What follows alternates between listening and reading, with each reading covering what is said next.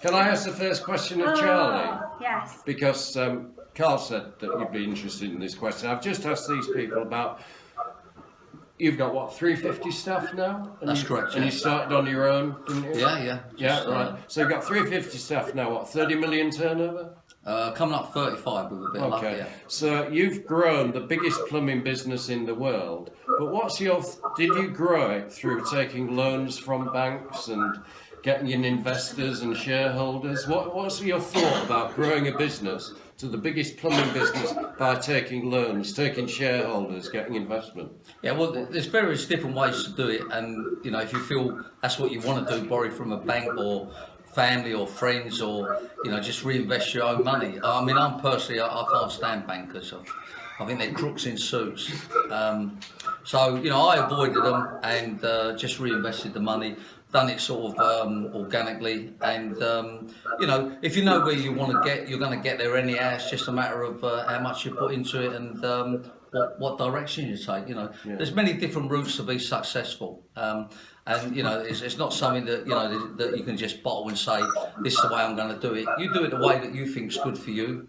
And long as you grow your business, that's the important thing. Now, if I'm right, I remember that, and we'll just move on to the area of taking on staff, because we just discussed earlier, it's a big decision if somebody set up on their own in business, if you like, and they get worried about taking on a member of staff and various things. Now, am I right in saying that there was a point at which you'd got some plumbers working for you, but you didn't think that it was as good as taking on some staff that you could actually make into better plumbers?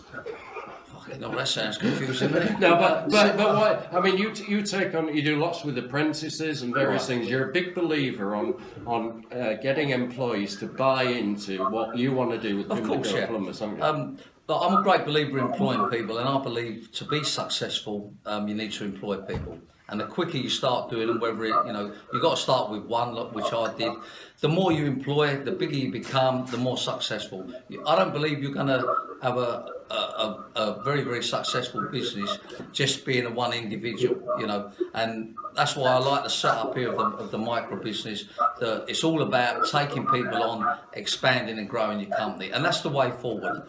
Whether that be apprentices, whether it be friends, family, it's not a right or wrong. It's what suits you. And why you're probably the biggest supporter in the country about taking on apprentices, if you like. I mean, a lot of people can know. Why do you think the apprenticeship route is a really good way of young people getting into the workplace and developing the skills and things? Yeah, well, I was an apprentice myself, Tom, and I started off as I was 15, done a 4-year apprenticeship. And it's the best thing I've ever done. It's got me where I am today.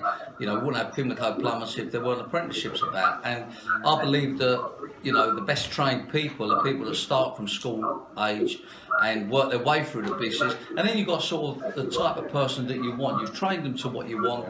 And, my take on apprenticeship is it's equivalent to getting a degree, maybe even better. You can take it anywhere in the world. You'll never be able to work and you'll earn loads of money. So I can't speak highly enough of apprenticeships. I think we have about 40 odd apprentices on board, and their plan is to have about 100. It's definitely the way forward. Correct.